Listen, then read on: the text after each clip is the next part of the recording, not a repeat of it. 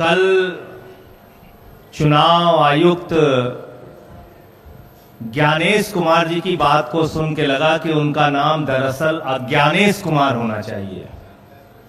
अज्ञानता की बातें की उन्होंने। या तो वो मूर्ख हैं या जानबूझ के मूर्ख बन रहे हैं, या वो हम लोगों को मूर्ख समझते हैं। ऐसी ऐसी बातें, ऐसी ऐसी तर्कहीन तथ्यहीन बातें उन्होंने की, हम लोग सुन के हैरान हैं। उनसे जो सवाल पूछे गए उसका एक भी जवाब उन्होंने नहीं दिया। आपने एक महीने के अंदर 25 जून से 25 जुलाई तक एसआईआर में 65 लाख वोट काट दिए बिहार के अंदर, एक भी वोट नहीं जोड़ा आपने 65 लाख वोट काट दिए। आप कह रहे हैं आप एसआईआर कर रहे हैं, स्पेशल इंटेंसिव रिवीजन, और उस रिवीजन में आपको एक भी आदमी पूरे बिहार में वोट जोड़ने लायक नहीं मिला। ये कैसा एसआईआर है आपका? आपने कहा 22 लाख लोग मर गए, उनके नाम काट दिए हमने। आप उस बिहार में एक महीने के अंदर सारा प्रमाण पत्र चाहते हैं जहां का बड़ा क्षेत्र बाढ़ में पीड़ित रहता है। आप उनसे कह रहे हैं अपना निवास प्रमाण पत्र लेके आओ, अपने माताजी का निवास प्रमाण पत्र लेके आओ, अपने पिताजी का निवास प्रमाण पत्र लेके आओ, पूरे घर का आप प्रमाण पत्र लेके आओ। कहां से लाएगा आदमी? और इसके अलावा ऐसी ऐसी गड़बड़ियां सामने आ रही हैं। आपका बीएलओ खुद से फॉर्म साइन करके जमा कर रहा है, उसकी वीडियो सामने आई। क्या कार्रवाई की आपने? अमेरिका के राष्ट्रपति ट्रंप का वोट बिहार में बन गया, क्या कार्रवाई की आपने? कुत्ते का निवास प्रमाण पत्र बिहार में बन गया, क्या किया आपने? क्या किया आपने? आप बेवकूफ समझते हैं इस देश के लोगों को। खुलेआम आपने एसआईआर के जरिए घपला घोटाला किया, मरे हुए लोगों को जिंदा कर दिया, जिंदा लोगों को मार दिया। लेकिन मेरी चिंता इससे थोड़ा अलग है, और वो गंभीर चिंता है। भारतीय जनता पार्टी, नरेंद्र मोदी जी की पार्टी कहती है इस देश में उन्हीं लोगों के वोट कट रहे हैं जो घुसपैठिया हैं, जो बांग्लादेशी हैं। तो 22 लाख तो बिहार में कह रहे हैं मर गए इसलिए हमने काट दिए। अब 43 लाख जो वहां पे बचे हैं वो सब घुसपैठिया हैं। उनके लिए डिटेंशन सेंटर बनेगा, वो सब पकड़ पकड़ के बांग्लादेश भेजे जाएंगे। वो उनको हिंदुस्तान में रहने का हक नहीं है। वो जो सुप्रीम कोर्ट में गए थे, उन्होंने कहा था कि मैं जिंदा हूं, अब वो बांग्लादेश जाएंगे क्योंकि वो घुसपैठिया है। बीजेपी कह रही है वो घुसपैठिया है। एक आईएएस अधिकारी है व्यास साहब रिटायर्ड आईएएस अधिकारी हैं, पति पत्नी दोनों के नाम काट दिए गए। अब वो घुसपैठिया है, वो डिटेंशन सेंटर में रहेंगे, वो बांग्लादेश जाएंगे। आप देश को आपने तमाशा बना रखा है।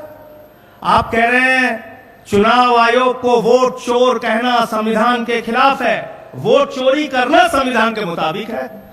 वाह भैया, वोट चोर कहना संविधान के खिलाफ है, वोट चोरी करना संविधान के मुताबिक है, वोटर लिस्ट में भ्रष्टाचार करना संविधान के मुताबिक है।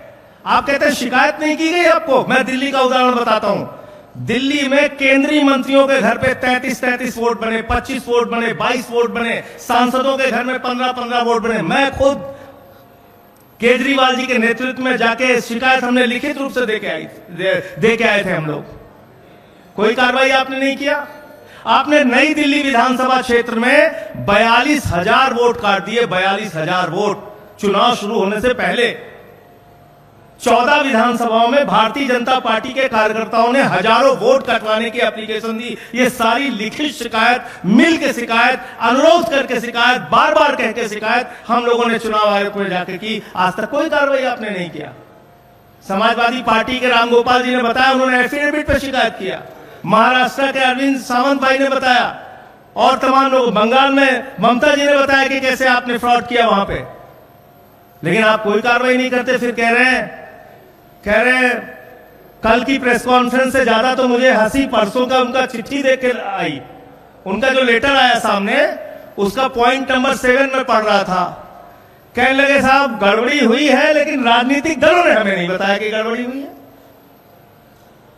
तो मैंने कहा ये तो वही किस्सा हो गया कि एक बदमाश थानेदार आया एक इलाके में, उस थानेदार ने अपने सिपाहियों के साथ मिलकर इलाके में डकैती डाल दी। डकैती डाल दी तो फिर वो थानेदार पकड़ा गया। थानेदार जब पकड़ा गया तो थानेदार ने कहा कि साहब इस इलाके के लोगों ने बताया ही नहीं कि डकैती डालना गलत बात है, चोरी करना गलत बात है। भैया एसआईआर आपने शुरू की, वोटर लिस्ट ठीक करना आपका काम है। 2018 का सुप्रीम कोर्ट का जजमेंट है, वोटर लिस्ट ठीक करना सिर्फ और सिर्फ चुनाव आयोग की जिम्मेदारी है। आप विपक्षी दलों को धमका रहे हैं, कह रहे हैं कि ये संविधान के खिलाफ बोल रहे हैं। हम लोग संविधान बचाने की लड़ाई लड़ रहे हैं। मताधिकार एक ऐसा अधिकार है जो बाबा साहब डॉक्टर भीमराव अंबेडकर जी ने भारत के संविधान में दिया और कहा कि राष्ट्रपति के वोट की गिनती भी एक होगी और गांव में रहने वाले मजदूर के भी वोट की गिनती एक होगी। हम इसकी लड़ाई लड़ रहे हैं, हम इसके लिए काम कर रहे हैं। और ये वोटर लिस्ट की गड़बड़ी जानबूझ के आप कर रहे हैं। इसमें आपने कल अपने आप को एक्सपोज किया पूरे देश के सामने। आप कह रहे हैं महिलाओं की प्राइवेसी भंग हो जाती है। वोटर लिस्ट की जब वोट देने के लिए लाइनें लगी होती हैं महिलाओं की, मैंने तो महुआ जी से कहा कि इस बार जब वोट देने के लिए जाना तो किसी मीडिया वाले को अपनी वीडियो मत बनाने देना, क्योंकि आपकी प्राइवेसी भंग हो जाएगी उससे।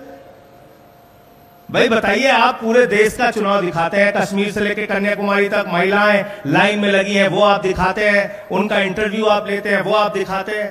45 दिन तक आपके खुद के नियम में आज भी लिखा हुआ है कि आप सीसीटीवी फुटेज देंगे, तब प्राइवेसी भंग नहीं होगी। तो इसलिए आपने सरासर झूठ बोला, सीना ठोक के कल झूठ बोला।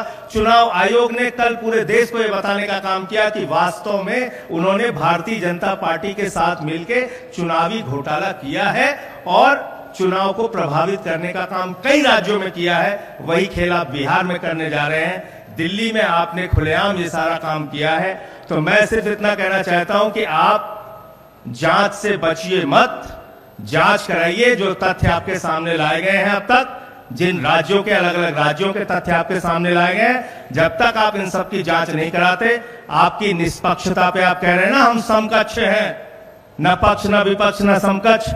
आपको अगर अपने आप को निष्पक्ष साबित करना है तो पूरे देश में जहां जहां बड़ी शिकायतें आपके बारे में मिली हैं, आप उसकी जांच कराइए और कार्रवाई कराइए, वरना आपको हमेशा ये कहा जाएगा कि आपके नेतृत्व में वोट चोरी हुई है और आपने घोटाला किया है। धन्यवाद।